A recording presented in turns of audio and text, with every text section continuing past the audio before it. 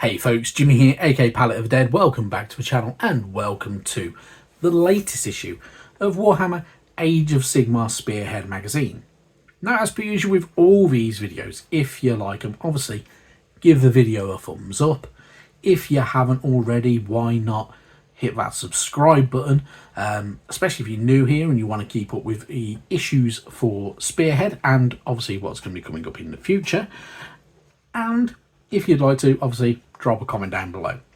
One, it goes a massive way to helping out the channel. And two, I really love hearing back from you guys, whether you're just stopping by to say hello, whether you want to comment to say if there's a particular Spearhead that you're most looking forward to, or you want to discuss paint schemes and all that type of good stuff. It all goes a massive way to helping out the channel. And yeah, it's super appreciated. Now then, this week we are on issue number 11 of Spearhead magazine. It is our last Stormcast Eternals issue. So this issue comes with the Lord Vigilant on Gryffstalker mini. Obviously, this guy is a pretty cool guy. It has some really cool look to it. It is a push fit mini, which obviously isn't everybody's cup of tea. However, it's a really good one. I'm not going to lie. It is one of the better minis that we've had throughout the entire run. It's super cool. Obviously, doesn't quite touch prosecutors. Prosecutors were even better. But obviously, the Lord Vigilant is a really good unit to have. It is a commander unit for our Stormcast Eternals. But yeah, super cool. Really interesting. And obviously, it's a very good start. And the Spearhead itself works as a very good base to build up a really good Stormcast Eternals army, if you'd like to. But definitely well worth the money for this mini. Going into the issue, we are actually first greeted by the build guide for this chappie. So, he is relatively easy to build. However, there are going to be a couple of parts that you want to do separately. So, for instance, you want to do a sub build essentially, and you will see more of these later on. So this one is very dead simple. Paint up the shield separate from the Lord Vigilant. The reason for that is when the shield is on, you are covering up a large area, which would be very kind of hard to paint in, and it's going to be very difficult to get to. So if you're painting it up separately, it makes life a lot easier, so you're not going to be left with weird patches that don't quite work or sit right.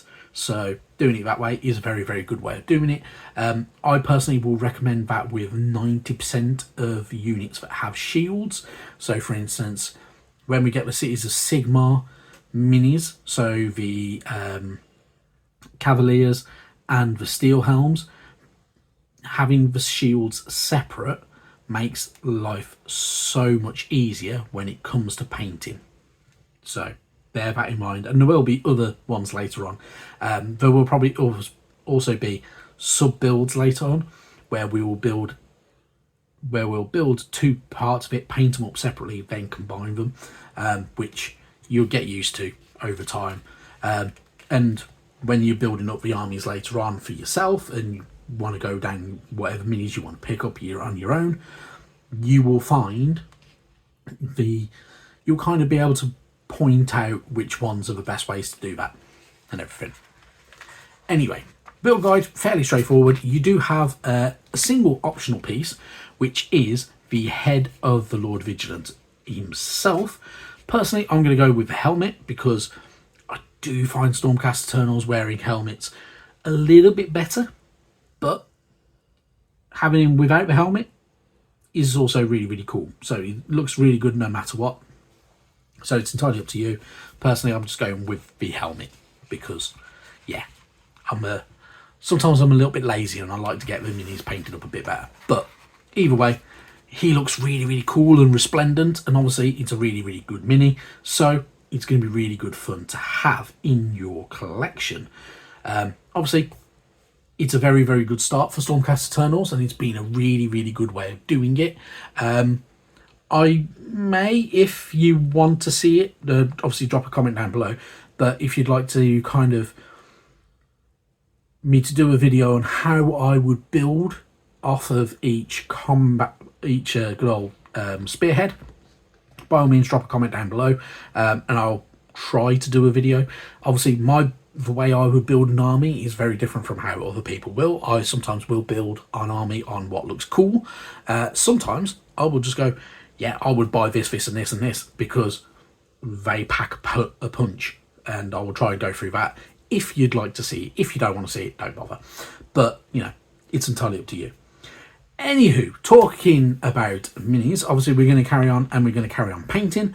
So, going with a bad and black as your undercoat for the entire mini.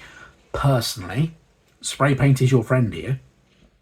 If you spray this chappy up, you can angle and get into all the little nooks and crannies and everything like that a little tiny bit easier and a lot faster than brush painting. Brush undercoating is sometimes time consuming and sometimes very, very easy to miss bits.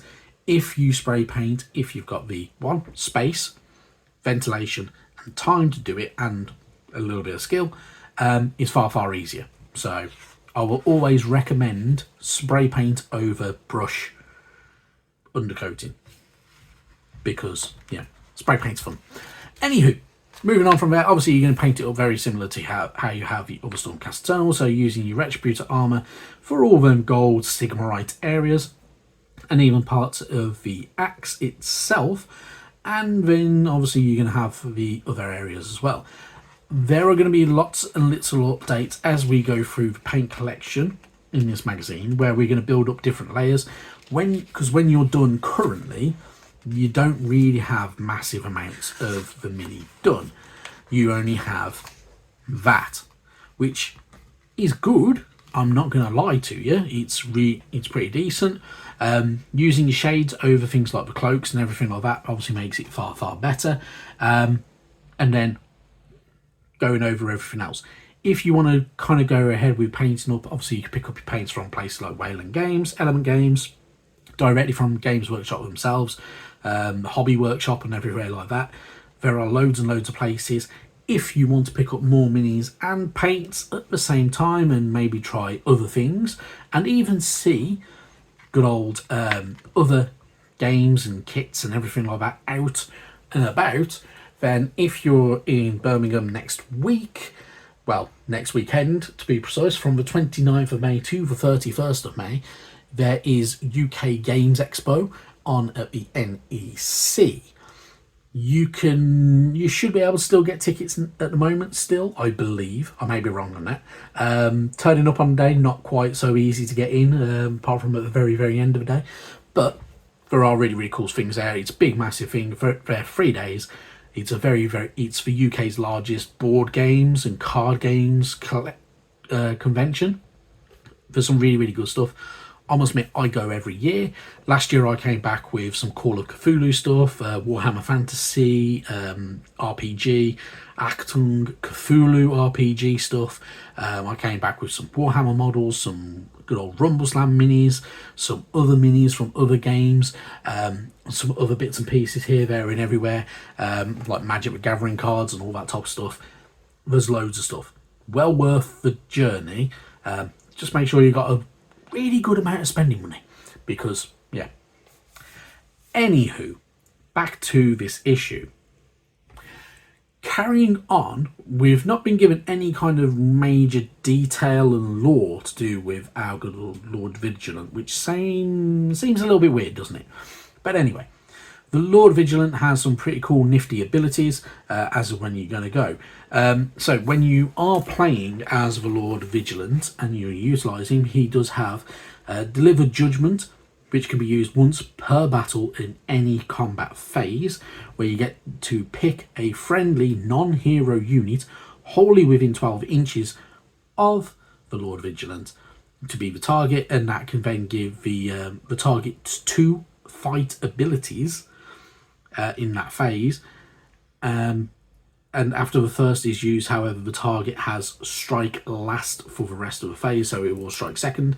And it also, during the hero phase, has plan the attack as well, which you get to pick an objective that you don't control and stuff like that. So really, really cool stuff.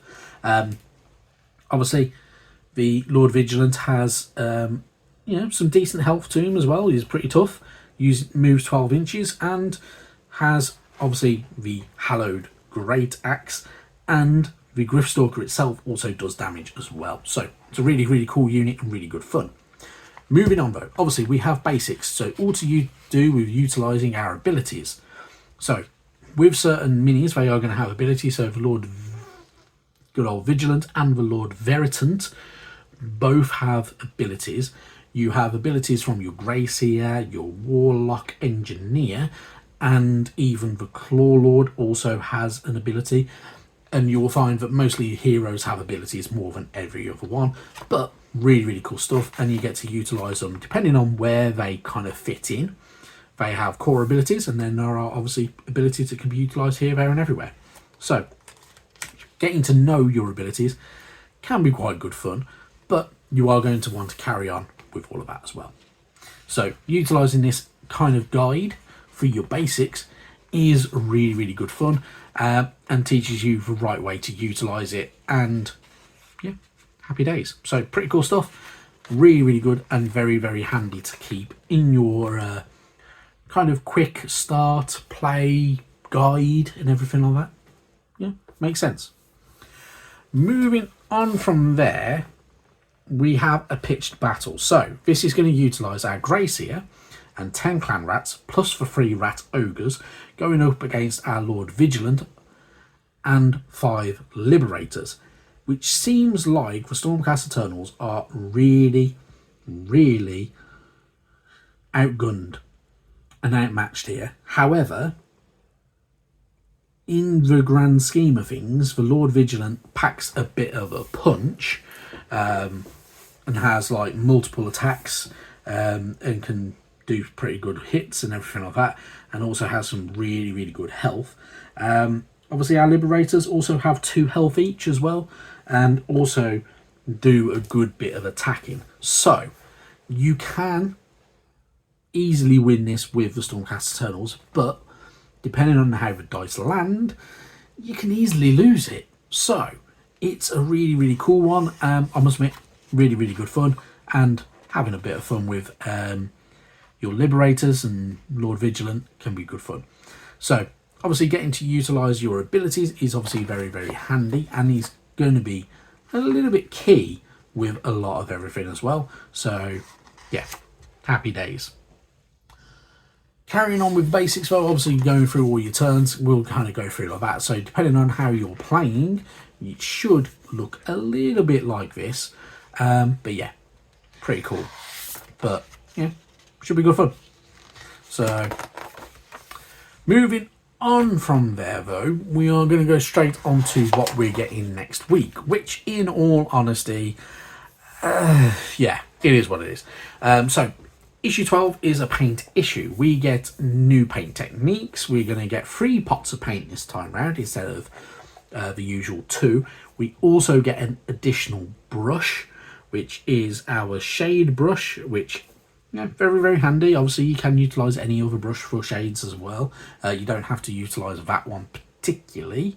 Obviously the sharper the point of the brush, the less likely you are going to use it for shade, but yeah, be really good fun. So paint wise, we get Agrak Surf Shade, which is a shade paint, which will come in very, very handy for kind of dull metals, for over cloaks, whether you're going to utilise it on ground. You can utilise it over certain flesh tones, and it works very, very well. Corax White, very, very nice, kind of dull-ish white. It's not a super bright white. If you want super bright white, you need White Scar, but Corax White is very, very good. However, being white, it separates super easy, and I will probably definitely be talking about that next week. And lastly, Wraith Bone, which is really, really good for when you need to paint up skulls or anything like that. So, really good fun. Anyway, that is, in all honesty, more than enough from me. Thank you so, so much for watching, and yeah, I will see you in the next one. Bye bye now.